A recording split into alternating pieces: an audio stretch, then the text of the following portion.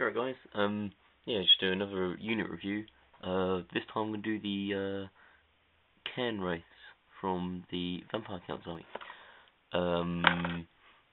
Yeah, so,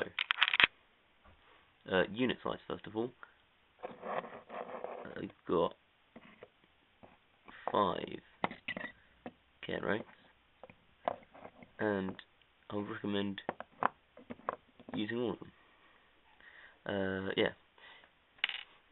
So, 5 Cairn Wraiths because they get 3 attacks each, strength 5.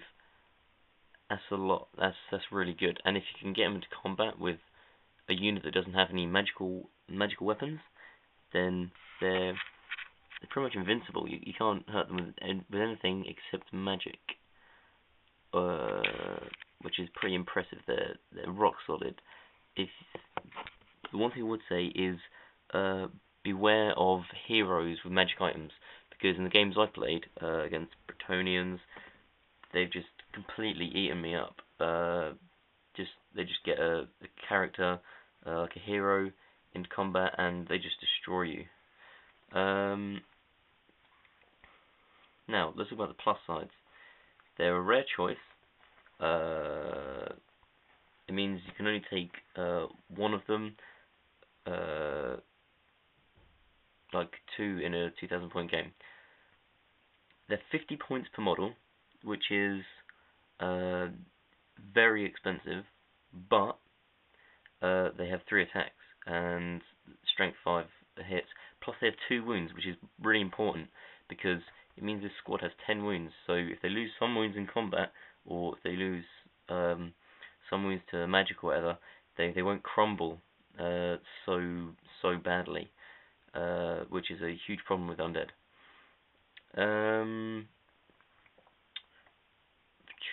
Yeah, they're ethereal, which is the thing that makes them they're unaffected by anything except for magical attacks.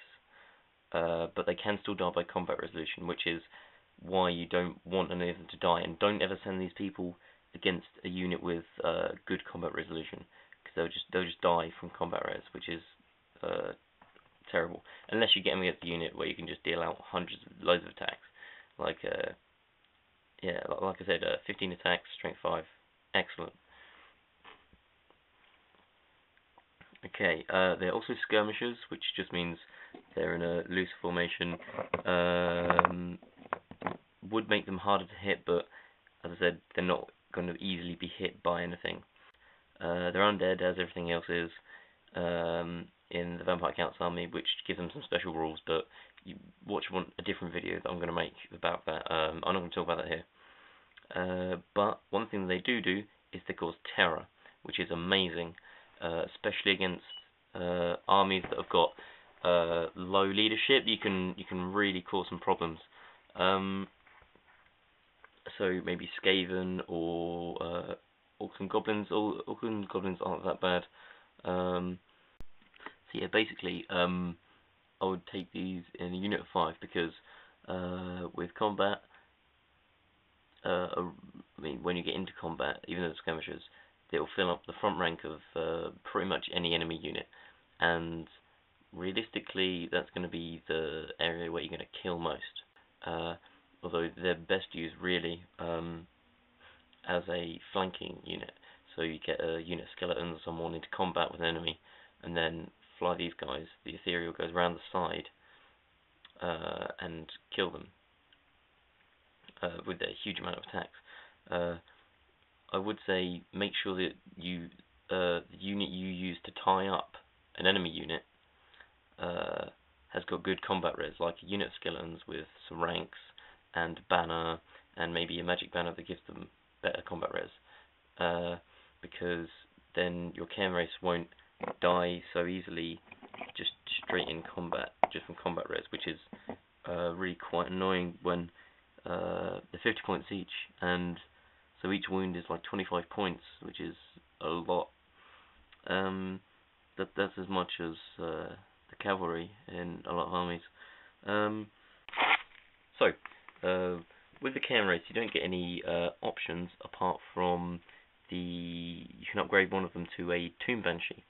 Now, I don't have a Tomb Banshee, and I've not used them, but the ghostly howl they have, it seems to be pretty devastating, and I'm sure you could have some good tactics for that.